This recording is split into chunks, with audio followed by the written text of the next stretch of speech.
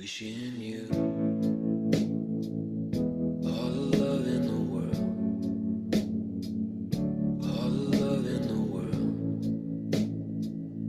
all the love in the world, all the love in the world.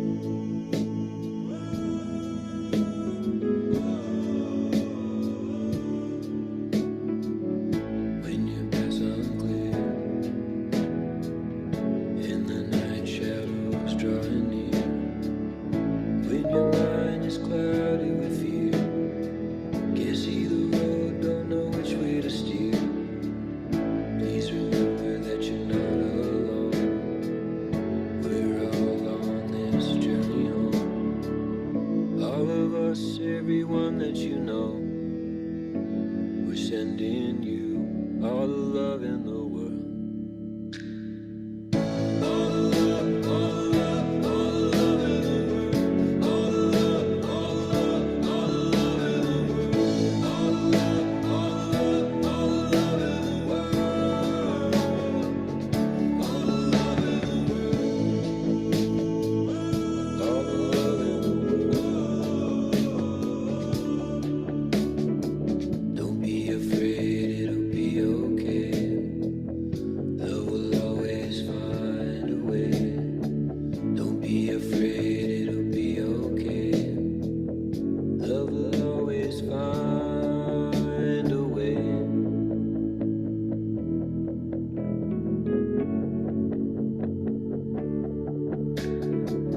When the time comes for us to Hey, Patrick. go, please, even as the tears fall down from our eyes, for you and me there are no goodbyes. So be brave, love, you are strong. We all must make our journey home. May the angels guide your every turn. We're sending you all the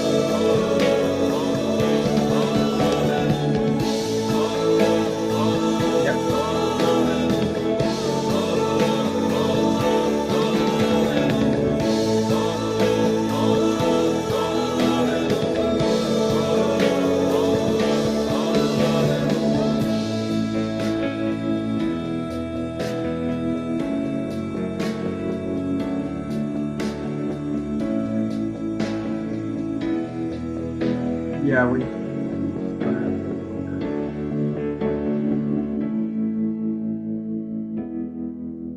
Okay. Nope.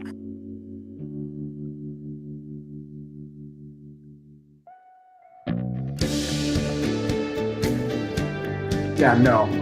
Yeah, I just put in. Those were the ones that they like submitted, but I'll just start with like one. No, I was gonna. So they're gonna come on live. But I was just kind of. Yeah. Yep. Yep. Mhm. Took the Yeah. boys Yeah. for a Yeah. walk. Okay. Yep. See you. Bye. Just a normal Saturday, and I found a bed of roses. We are running from something. Ooh, we're waiting for that next moment. Ooh, we are running from something. Ooh, we're waiting for that next moment. 'Cause our yesterdays are gone and they ain't coming back around. And tomorrow comes when it comes, you ain't gotta hunt it down. But maybe the hardest part is understanding how to be here now.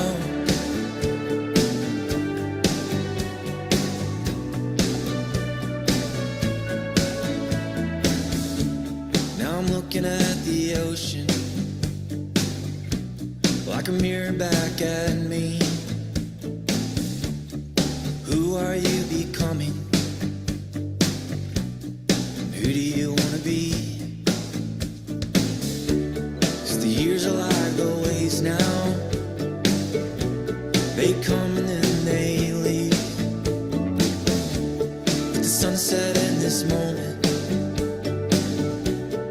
never again will be.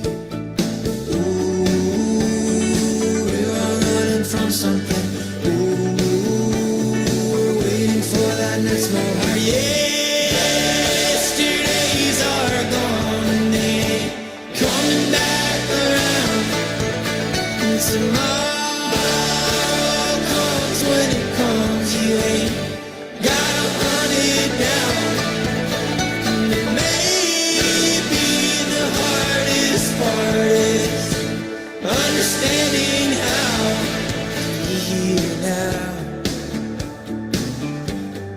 Be here now. Our yesterdays are gone and they ain't coming back around. And tomorrow comes when it comes, you ain't gotta hunt it down. But maybe the hardest part is understanding how. But maybe the hardest part is understanding how to be here now.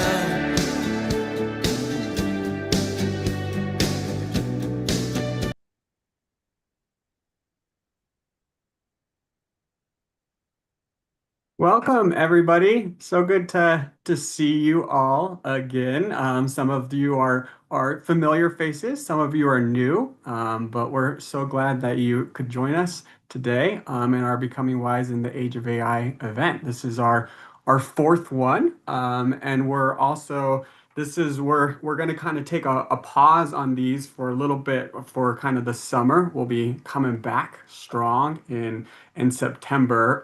But I'll actually put a link in here right now so you can sign up for the next one. But we'll be sending reminders as well. But again, so good to see all of you. I'm gonna hand it over to Jeff here to kind of get us grounded, welcome us all here, and share a message. And then we have some great questions that were submitted, and we're looking forward to a really good conversation and discussion today. But I hand it over to Jeff.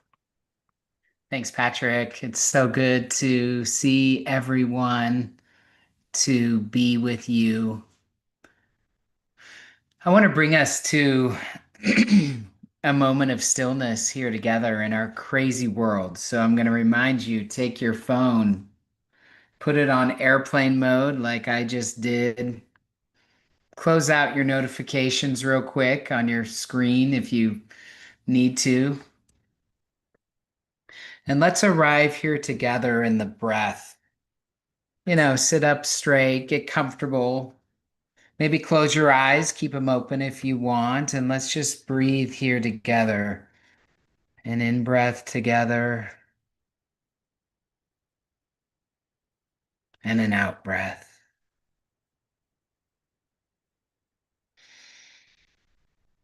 An in breath that helps us arrive into our bodies, and an out breath to just let go.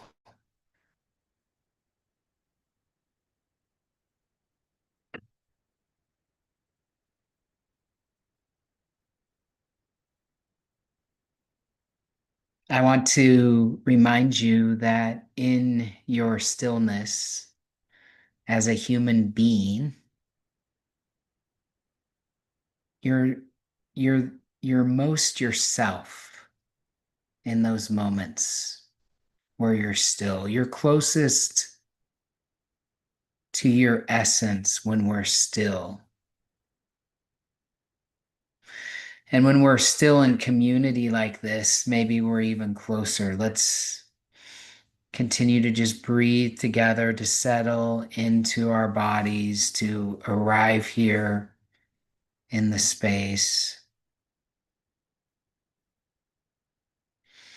to hold the joy and the excitement, the pure happiness in being alive, and also to hold the grief and the sadness that's in the room. Whenever we're with other humans, we know that everyone is struggling with something. That is the human condition that comes for us all.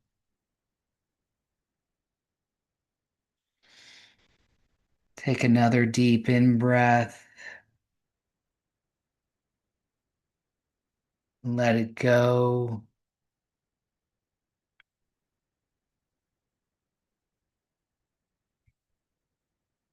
And feel free to, open your eyes or arrive in this space together.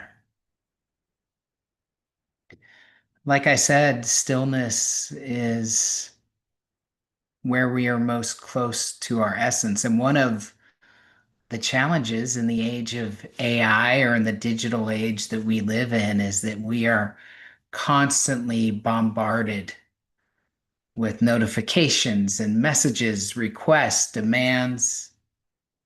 And our nervous systems weren't set up for this. They weren't necessarily set up to handle this.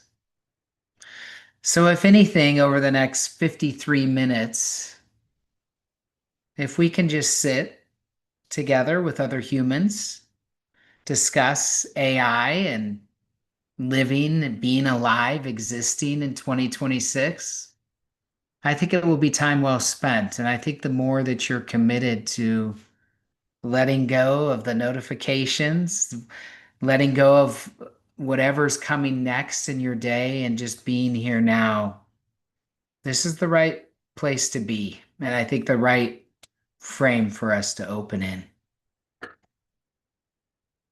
I've been thinking a lot about impermanence lately, and so I want to talk about that a little bit. If you've read the book, the last book written by a human, Becoming Wise in the Age of AI, I start the book on the Ganges River in Varanasi, India. And I want to tell a story, kind of paraphrase the story that I share here. And again, I'm going to close my eyes again just to try to put myself there. Feel free to join me in that or not. But my wife Sally and I arrived in Varanasi, India. We were excited to go to the Ganges River for the nightly festival. We jumped in an Uber, got closer to the downtown festival area, and it just became a crush of people, animals, sights, sounds. We actually were stopped and had to jump out of the car. And as we did, I felt very embodied, kind of like I do now. There was chaos all around me. I'm sure you can feel that in your life every day. Varanasi was the most chaotic place I had ever been. And I've been fortunate to be like in New York Times, or sorry, in Times Square during the New Year, this Shibuya crossing in Japan, Hong Kong, when work gets out. Those are all chaotic, busy places, but this was even louder. My senses were like assaulted by sounds, smells, and I slowed down. And as Sally and I made our way to these stairs that kind of exist at this festival area at the base of the Ganges, we sat in awe and wonder. And I want to tell you the scene that was right in front of me. If you've been there, you know the scene, but let me just replay it from my point of view and then relate it to what we're going to talk about today and to impermanence. The first thing I noticed 50 yards to my left, or 100, I don't know, 50 to 100 yards to my left, there was billowing smoke coming out. And I noticed that there were individuals carrying wooden pallets, one on the front, one on the end, and with a white sheet over bodies, dead bodies. These bodies were taken to the edge of the river and lit on fire right in front of all of us. As a Westerner and as someone with a Christian background, etc., this was very foreign to me to see these dead bodies lit on fire. And Sally and I just sat there, and within an hour or two, very short time, this body was a mere pile of ash, and it was swept into the Ganges, coming downstream right in front of us, probably 30 yards away. There were pilgrims, locals, baptizing themselves through the valley, through the ashes of death, literally being reborn. Shouts of ecstasy filled the air. There's a lot of bright colors in India, as you well know, and it was such a contrast. They were literally being reborn through the ashes of death of these dead bodies that were coming through. And then another 50 yards down river to my right, there was an army of people, men and women, doing the most mundane task of the day. Like literally, one of the ones we all hate, the laundry. They were scrubbing white linens and doing the laundry. So you had life, death, and rebirth right in front of you. And I, again, as a Westerner, grew up in the Western United States, a background in Christianity, etc. This was a very visceral experience for me. And like I said, I came back to myself and remembered something that is very true, at least to me. I think it's true for all of us, but I'll just speak for myself. And that is that this crazy existence that we call life, this living and breathing in 2026, this was about 8 or 9 years ago now. I think it was 2017, so 9 years ago.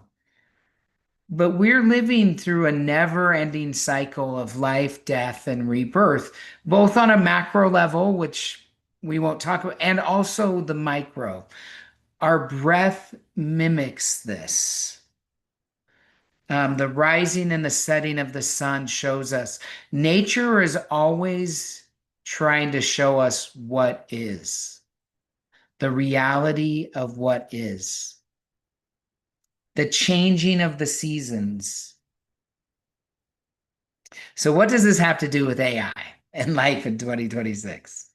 I'd be curious, and feel free to jump into the chat here. And I think that humanity follows the same cycle: life, death, rebirth. And it's not all bad. This is how evolution happens. This is how we transform. Where do you think we are in the cycle for humanity? What does a check in with your body? Take a breath for yourself, feel into it, and where does the collective feel like it's at? With the dawning of AI and in the age of AI, with obviously the political discourse, the questions that we feel in our hearts and minds, the changing of institutions that we're so used to, I'll just say for myself, it feels like we're entering a period, I'm saying collectively, of death here, of change, of transformation. And if you've hung out with me at all, if you've read the book at all, you know that I believe that AI is a cosmic mirror to us, to humans, to humanity. It is reflecting back to us our dysfunctional patterns at scale, reflecting back to us who we are, what we've become, and causing much more of us to ask questions around intelligence. What does it mean to be intelligent, to be human? What is different between my intelligence and the intelligence that we're now creating via AI or via machines? And we have an opportunity here to face this transformation with ease, love, and grace, or to, grit our teeth, hold on with our fingernails, fight each other about it, get caught up in our differences, highlight our differences, and so to speak, let's say, go to war, either literally or metaphorically, with the reality of what it means to be alive and to be embodied in 2026. I just want to remind you that change is the only constant. And so impermanence, this is a Buddhist teaching, but impermanence is a fact of life. And we are living through a highly transformational time. What I talk about in the book is the death of the old game inside of us, what I call the old game. And this is the game that all of us on this call have been playing for most of our lives, generally speaking. It's this game of accumulation, this game of the more I can do, the better. Doing, doing, doing. And we've left our being by the side. What we've forgotten is that the quality of our doing is completely impacted by our being. So if we leave our being behind, if we get too connected to the doing aspect of things, I think we lose our way. Let me tell you how I lost my way and how I kind of came back from that. And then I'm going to open it up for questions. Again, in the book, I tell a little bit of my background. Because of some childhood trauma that I experienced, because of the family that I grew up in, the culture that I grew up in, we're all wounded. No one grew up in a perfect family. No one has a perfect family. My kids do not have a perfect family. I am, wounding them unintentionally. So all of us have traumatic backgrounds to one extent or another, some more than others, no doubt. But because of the way that I grew up, I felt like I had to do a lot in order to, let's say, exist, to kind of earn my right to be. And so what I did is I poured that into every possible worldly success metric you could imagine. And frankly, as a 49-year-old guy here and on the other side of this kind of honestly, I'm kind of embarrassed by my resume because you could look it up or you may know a little bit about it or not. It doesn't matter. But I built large company after large company. I won award after award. I was a leader in my faith tradition. All these check boxes of doing, none of which were bad necessarily, by the way. What was bad is that as I climbed my little mountain of success, as I call it in the book, I didn't do it with my being. I was not present for a lot of it. And I didn't treat fellow travelers, other people like yourselves, my friends, my family. I wasn't patient enough with them. I was climbing. And if you couldn't keep up with me, like, we'll catch you on the downside. We'll catch you, you know, later. I had lost some of my being. I wonder if any of this resonates with you, whether you've built companies or not, whatever you've done. We've become so attached to our doing that we've left some of our being behind. What I say in the book is that when I got to the top of my little mountain of success, whatever that is, the harsh reality is this. This is the direct quote. There was nothing but a cold, howling wind. Only void, more void on top of that. In other words, all of my doing had not answered my questions. All of my achievement had not caused me to be more. So why do we do this? And why are we doing this in 2026? Why are there so many people that are feeling burnt out, tired of this old game, completely overwhelmed? We are more prosperous than we have ever been, yet we're also more fearful. We're more, I'm putting in quotes, connected than we have ever been, but we've never been more lonely.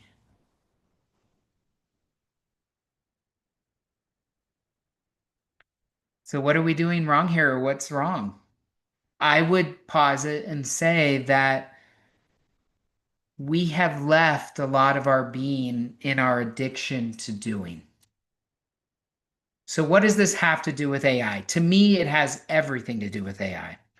Because as machines become better and better at doing what we have been used to be, doing, they're better at a lot of parts of our jobs already. What are we left with? We're left with our being. So as our individual and maybe collective identities face this, I'm going to say death, because a lot of our doing is taken away from us, we're left with one place to turn and one place to go, and that is to go inside and to turn inside, which is to not look outside for answers or validation or success or accumulation, but to turn inside and to look for the answers that have been there all along, but that we have neglected, forgotten, or lost touch with because of our climb to the top.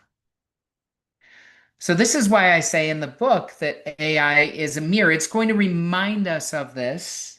It could exacerbate it. And I would say that right now, it's generally still speeding us up, when in essence, I believe its point is to slow us down, to slow humanity down, and to remind us that it is in the beautiful mess of being human and being alive where the richness of existence is found.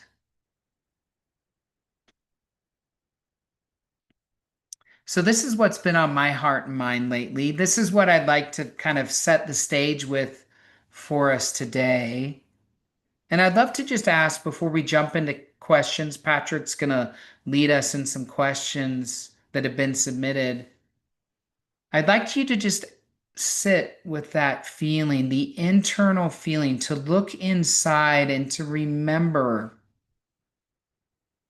that it is in your being that you find your essence. It is in your being that you have worth. It's not in your doing. As long as we are embodied and human, we will have enough doing to do.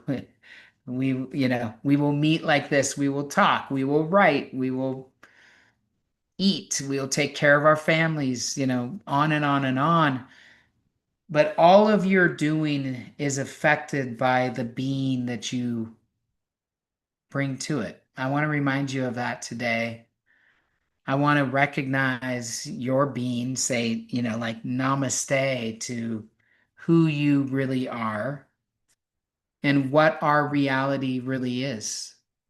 And acknowledge the fact that, in my humble opinion, the obstacle becomes the way here. And it's through the machine or through AI that we actually have the opportunity, humanity has the opportunity to be reborn back into the essence of our being. So, with that kind of closing, take a breath together, and I'll turn it over to Patrick for any questions that we might have. Perfect. Thank you, Jeff. We had a bunch of great questions submitted ahead of time. I reached out to a few of you to see if you'd be willing to come on camera and kind of ask your questions live and help kind of facilitate more of a discussion and conversation here. And so I'm going to start out here with Brandon Hoyer, who he's an HR manager with Visible Edge. So grateful for you to be here, Brandon. And I'll just kind of preempt or prompt one question that you had asked that I think was really pertinent and interesting. And then we can kind of, obviously you can expand upon kind of what you meant there and have a conversation with Jeff on it. But you had asked, like, how have you personally come to find a healthy balance between AI adoption and kind of drawing lines in the sand, if you will, where you decide not to use it? So like, when do you use AI versus not use it, and kind of that healthy balance? Thanks, Patrick. Brandon, it's good to see you. Jump on and put in your own. It's good to see you. Yeah, go Thank ahead. you.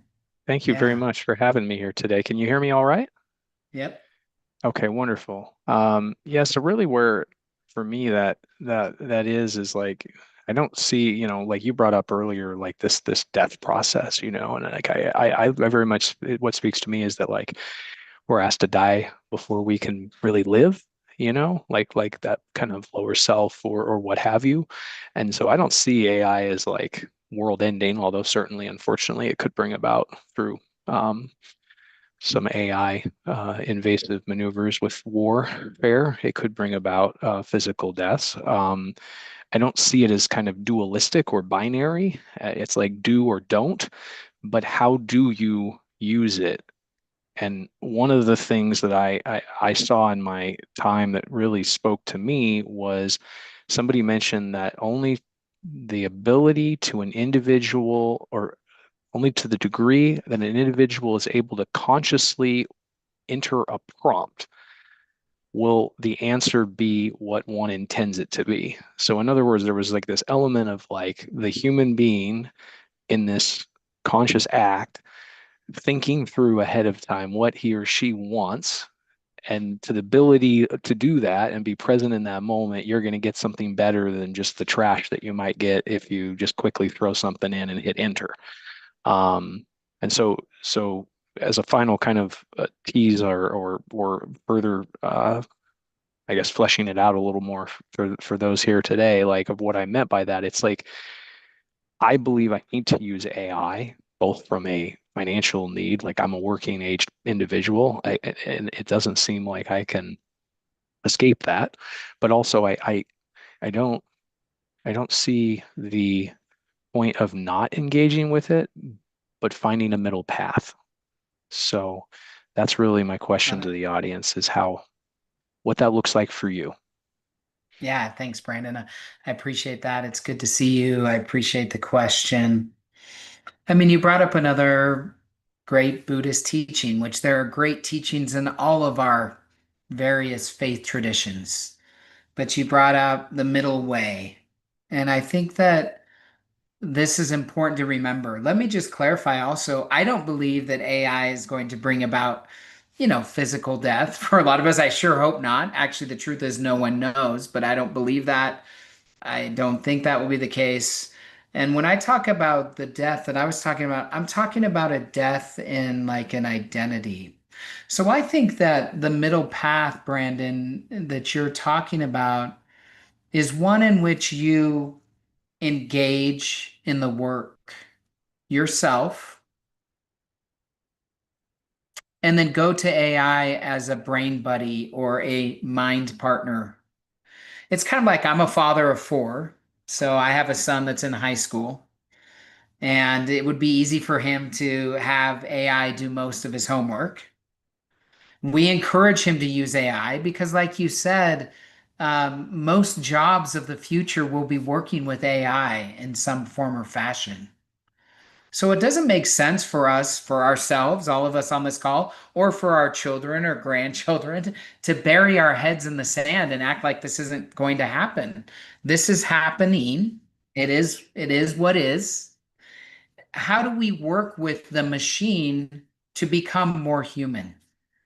So I would look at it in that lens.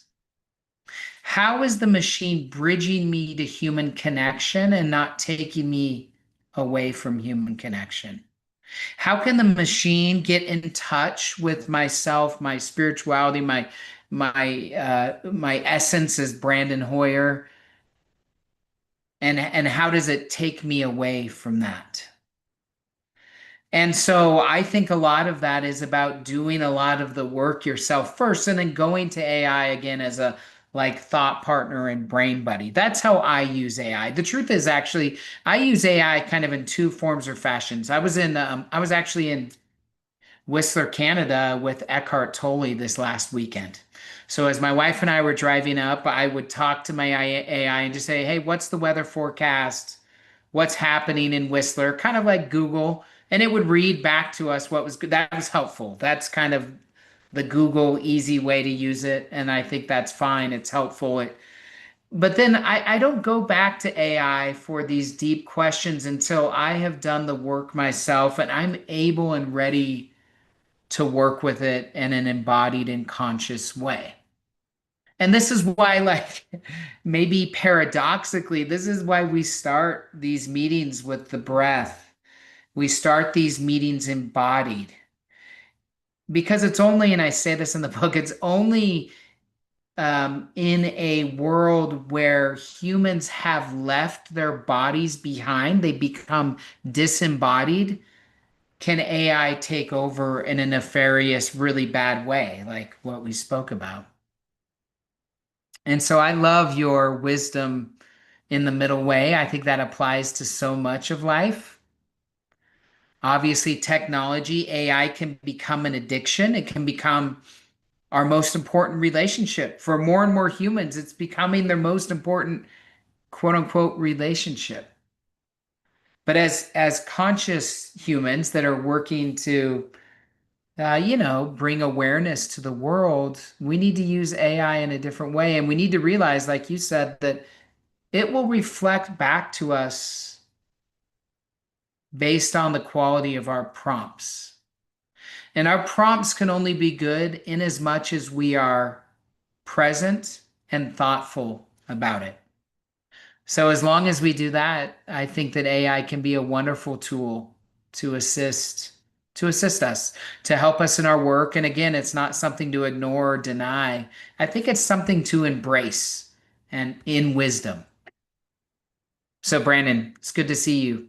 Thank you for your question. I hope that was helpful to you or others on this call. Thank you so much. Awesome. Thanks, Brandon, and thanks, Jeff.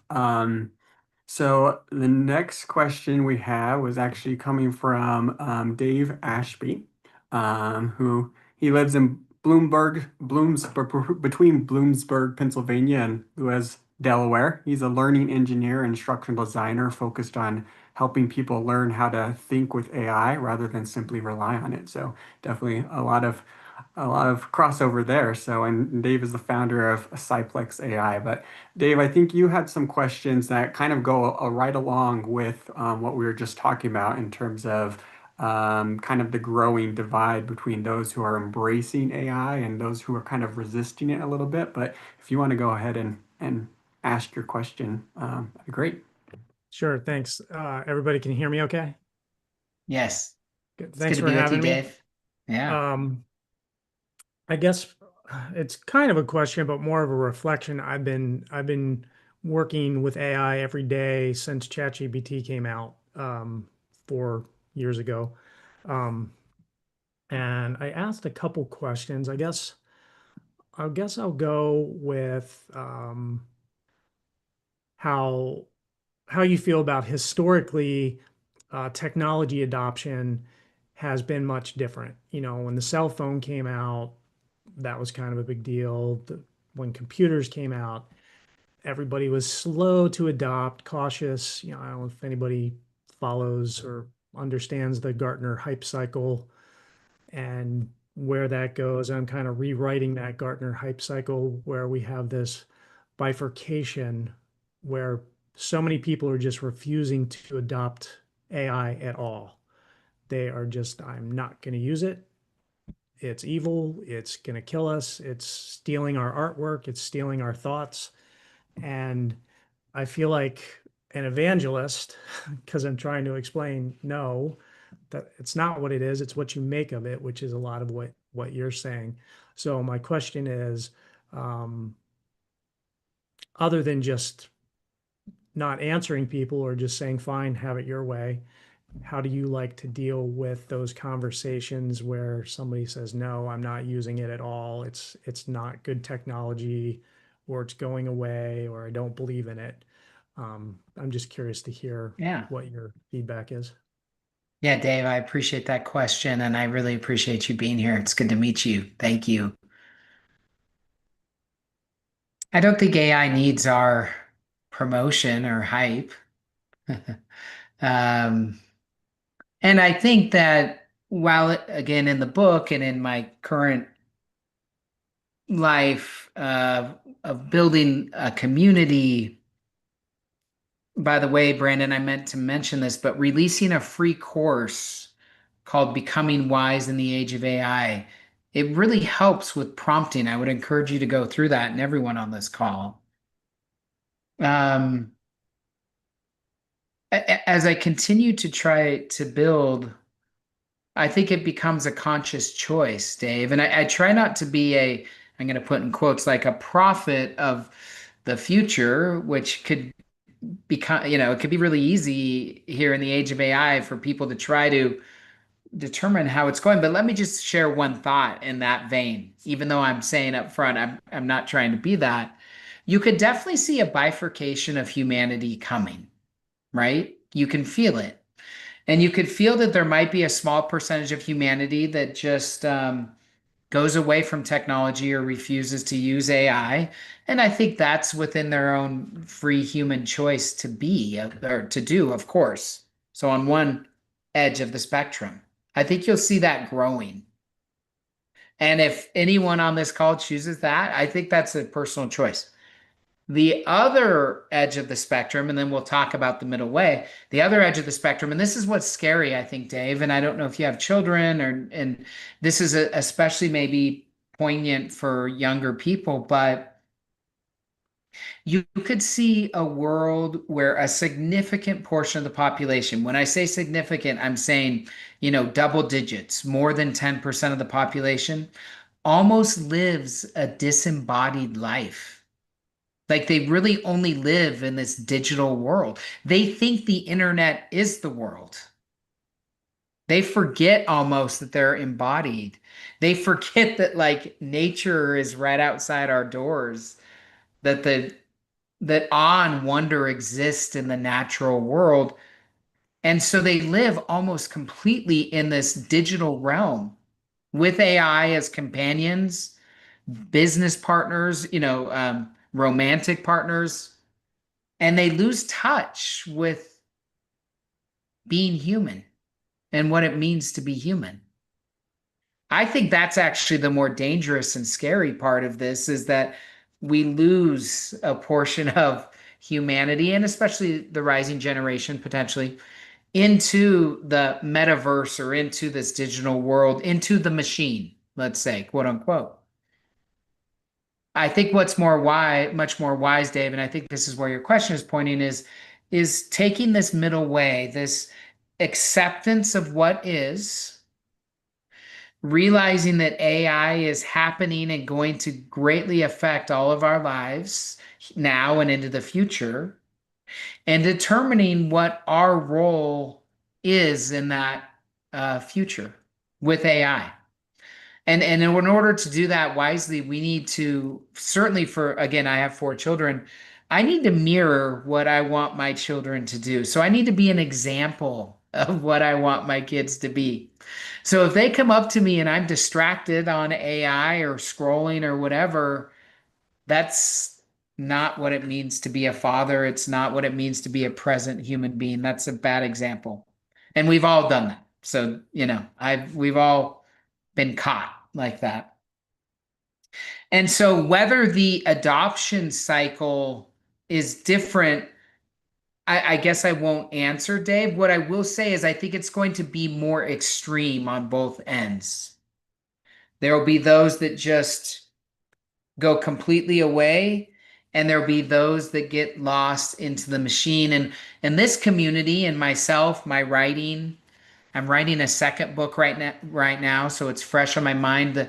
The second book that I'm writing, it's how to flourish as a human being in an age of highly intelligent machines. It's kind of a roadmap or a guide to that. How do we use AI but not be consumed by the machine? How does it help us become more conscious, more aware? And like I've said, to lean into our humanity. I actually think that the greatest differentiator for leaders, for the rising generation in the years and decades to come, will be in their humanity. It will be the humans that lean into their being that are really differentiated and that are real leaders. At least I hope, in business, in politics, and in otherwise. This is what I'm working towards and hoping for and talking about. And so I don't know about the adoption curve. I do think it will be more extreme, and I do think it is up to us to model wise use of existing digital technologies, and certainly AI. And that's what this community is about. I don't have all the answers. I'm going to speak the most today, I guess, because it's my book. It's it's the posts. I'm out there. I have a very unique background for what I'm doing now, but I don't have all the answers. That's what this community is about, is kind of figuring it out together. And like I said, there's nothing I'm trying to sell or plug here, but we launched a free course a couple weeks ago that is trying to help guide people in being more conscious in AI. We have a cohort of individuals that are getting together and discussing these ideas more in a roundtable forum. So it's less about Jeff. In fact, I try to be quiet, and it's more about coming to solutions with the group. So anyways, this is what we're building and trying to figure out. I hope something that I shared was, helpful in that regard, or for someone on the call. So I appreciate the question, Dave, and thanks for being here. Great. Thanks, Dave. Thanks for having me. Jeff. The next one, I think, kind of switching gears a little bit, but a lot of what we've talked about. But I like to jump to, and forgive me if I'm not pronouncing it completely right, but I wanted to jump to Philippa Perryman. She's the co-founder of Share Digital Wellbeing Studio and founder of The Bridge, a kind of think tank for the facilities management industry. But you had some great questions that you submitted kind of around AI and kind of how do we value still the invisible work, that makes organizations viable. And so I just would love to hear some of your thoughts and questions here if you want to come and share. Thanks very much. Yes, it's lovely to be here. And hi from the UK, because I am, as will become very obvious as I talk, I'm from the UK. And We I've love been it, Philippa. Thank you. I've been listening, and yes, I do think I'm about to flip things into a different direction, but hopefully a useful one. Because I really love, Jeff, that you use the term flourishing, because it's a word that I'm quite passionate about. I'm really interested in the relationship between technology and human flourishing. That's the relationship I feel is going to determine the direction that we go in. And I've had so many discussions today. It's been a heavy day of listening and talking. And AI as a discussion seems to focus on being faster, cheaper, scaling, and efficiencies and dashboards when it's in a work context. And I find the work context incredibly important for us to discuss because we all spend a lot of time working. And I'm beginning to wonder whether we're not paying attention enough to the things that don't show up on our dashboards. So throughout my work, I've identified that there's a layer of invisible work. Invisible work holds everything together. Say there's a person who notices that problem before it becomes a crisis. A colleague who notices that someone who's just started is a bit shy, a bit nervous, and so really works to make them feel welcome. A manager who spots potential where perhaps it's not been immediately obvious through the recruitment process. So my question's really about these qualities of stewardship, care, judgment. I can sense a slight smile coming from you, Jeff. These are important, right? And so my question is, if we are using AI and in particular automation to speed up visible work, automate visible work, what do we do with the chance that we might lose the invisible work? And that work will make organizations and communities resilient. That's the buffer we have. And then just very closely and related and broadly on that, wisdom surely is about knowing what matters and about protecting the things that matter most. And my worry is we can't measure those as well as our proxies are being measured, and we're missing it. Very interested in your thoughts. Oh, Philippa, thank you for being here from the UK. It's great to hear your accent and voice, by the way, beautiful. And I love your framing of this question.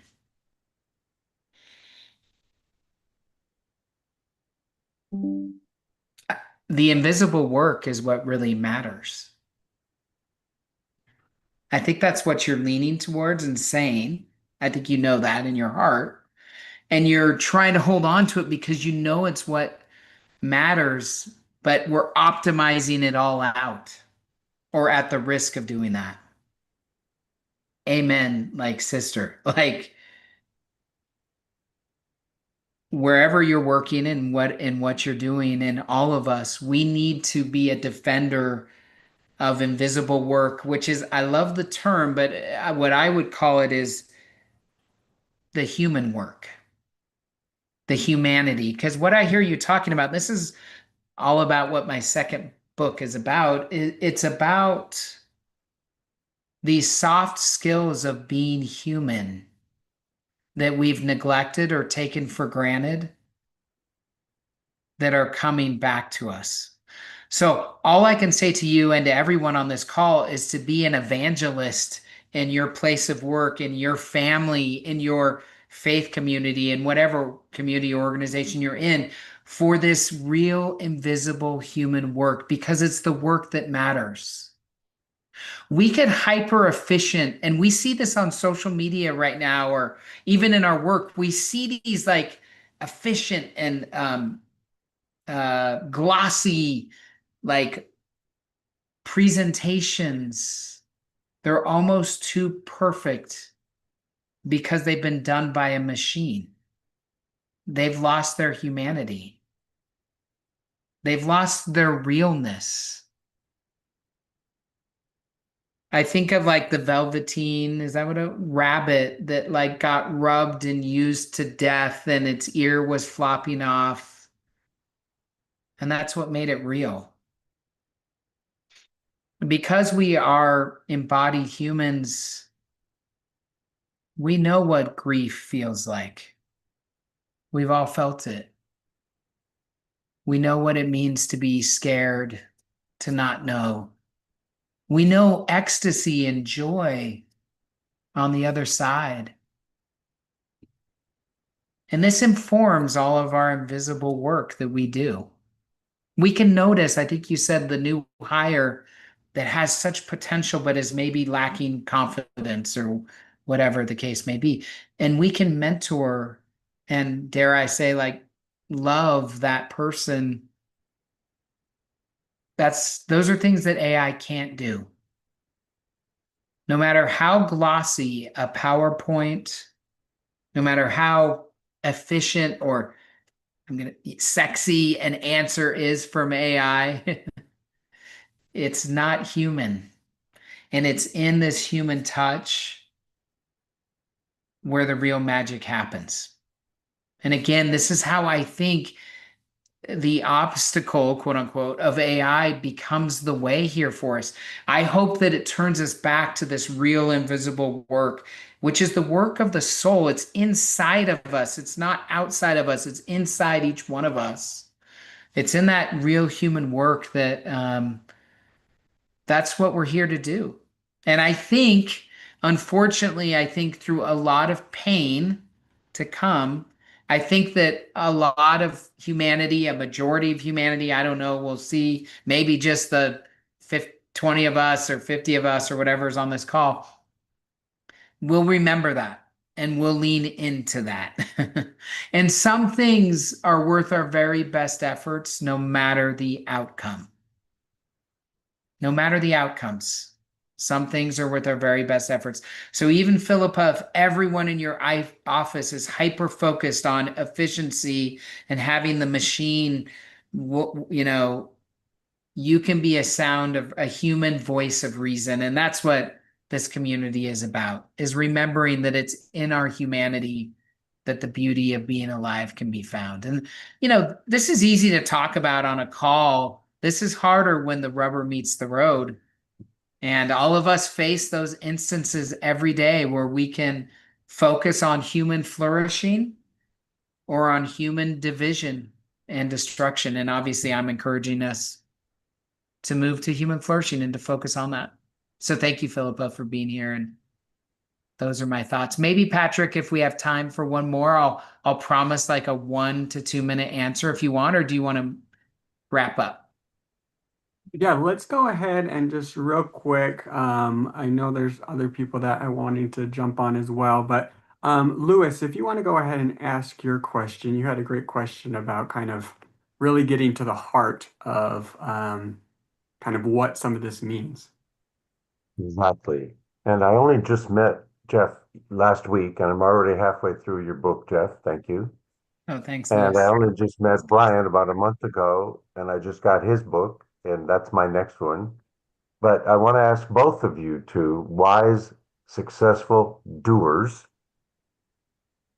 how for each of you, the being coming from your heart in not instead of your head, but leading from the heart instead of leading from the head. So that when the words we speak aren't heard and understood with our intelligence only, but are also felt. That's a huge thing I needed to learn, which is why in the last 40 years, in my work as a straight white man, needing to learn how to bridge the gap from heart to heart with people different than I. That was new for me. My ethnocentrism was my greatest weakness. So that's the short about me. I want to hear from each of you. How have you discovered your heart to lead and then to do, so that we can use our privilege to serve and have it feel mutual at the heart level? Yeah, thank Jeff you, and Lewis. I Brian. appreciate it. Yeah, thank you, Lewis. I appreciate that. It's good to see you again. Brian, do you want to take 1 minute real quick on that? I want to be aware of the time. We'll be wrapped up in 6 minutes. So Brian, just real Yeah, quickly. I think Lewis, it for me was a very personal realization that I might have ended my life at one point, and in that I've discovered what life really is. Thank you. And what I will add to that in 1 minute, and then Patrick will throw it back to you. Thank you, Brian, is that, and I think I've mentioned this before, but one of the ways to think about AI is intelligence in search, a form of intelligence in search of a body. We are embodied, and there is so much wisdom to be found within our bodies. And so much, our bodies are constantly talking to us if we have ears to hear. And so this is why, like in this meeting and in all our meetings, we start with this kind of embodied breathing practice so that we can remember that although none of our bodies are perfect, and like Brian has good hair still and I don't, why is that? We're always comparing. It's in our bodies where so much wisdom is to be found. And our bodies are a blessing, no matter what shape or size they take or whatever.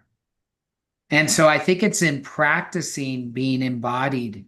And we do that through, the breath, through meditation, through flow activities in nature, through whatever the case may be. We can remember what a blessing it is to be embodied. And I think, again, this is another example that this community can set as more and more of us become disembodied, living in a digital, fictitious, let's say, even more illusory world than maybe the one we're currently living in, this digital world. We can remember that we are embodied, we are grounded, we are on the earth, and there's so much to be learned through that. So that would be my quick answer. Thank you both. Thank you, Lewis. Thank you, Lewis, and thanks, Jeff and Brian. Well, just in the last few minutes we have here, I'm going to just turn it over real quick to Matt, and Matt's going to introduce a couple people that are going to speak to some things we have going on and just their experience. So go ahead, Matt. Yeah, first off, thank you everyone for being here and for your presence and just being together. I'm just really touched by the discussion and the questions. Jeff made mention to a couple of things. One, the free course that we've launched. So Brian has gone through that course. He's just going to share for a minute or so about his experience. And then after Brian, Emily's going to speak. We also launched our paid community where we have a call each month and some practices with an online community for those that want to go deeper and kind of practice together in community. Patrick's put the links up in the chat for anyone that's interested. We encourage you to check either of those out, whatever kind of calls out to you. But Brian, if you want to take a minute and talk about the free course, and then Emily on your experience in the community to close us out. Thank you. Absolutely. So you all know Jeff talks about AI as a mirror. And I got that at two levels before I took this course. AI became my constant companion when I was writing my book. And it mirrored me in the research questions that I asked and the fact that I didn't trust its answers without verifying them. It also became a brainstorming partner, and the questions I was asking mirroring what was important to me as I was thinking about this book. And then I took this course, and what just blew me away is that the course taught me how to use AI as a mirror for my being, for my very essence. And I will turn it back to you, Matt. Yeah, thanks, Brian. Over to you, Emily. Awesome. Thanks, guys. This has been great as always. Yeah, so like Matt and Jeff were saying, there is a group where we have about 10 of us now or 12 of us meet once a month. And what I've discovered in probably the past almost 4 years I've been working with AI now is that AI is almost never the real topic. The real topic is usually us, right? It's usually us. It has to do with humanity. It has to do with wisdom. It has to do with trust. Um, I call it empathy. Brian talks a lot about intuition. But it's really what kind of people we want to become as technology reshapes our world, I think is the bigger question. And over the last several months, I found myself really wrestling with questions that are much bigger than technology, software, productivity, questions about meaning, questions about identity, about work, about community, about kind of what we owe each other as human beings as we go through these technological changes. And so, what I appreciate about the group that Jeff has put together is that he's created a space where these questions can be explored, not through fear, but through curiosity and reflection. And we can all really dig deep and not do so with a ton of noise in the conversation.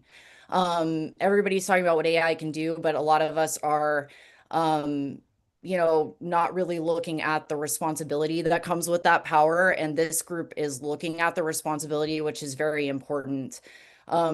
This was a really important group for me today. I love that we talked about a lot of things. As someone that comes from a Jewish perspective, I'm drawn to the idea that wisdom has to grow alongside of power, and technology can increase our capability, but it can't tell us what it's like, what's worth building with that. So I think we need to look at how we treat each other. And that group that Jeff has put together and Matt and Patrick have really crafted is about community and what matters with the technology and what we're building. And so where everything seems to be moving fast and accelerating, this gives us the chance to really slow down and have these meaningful conversations that are more about trust and wisdom and empathy and intuition and resilience through the human experience. So thanks, guys. Yeah, thank you, Emily, and thank you, Brian. Anyone who's interested, we'd love to have you on the course or the community. And Jeff, turn it back to you for anything else before we let everyone go. Now, everyone have a beautiful summer. Stay in touch. Stay in touch with us. Stay in touch with your bodies.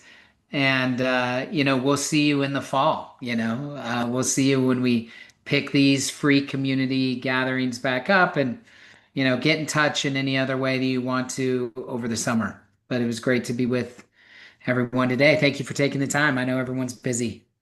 Love seeing Bye, you. guys. See ya.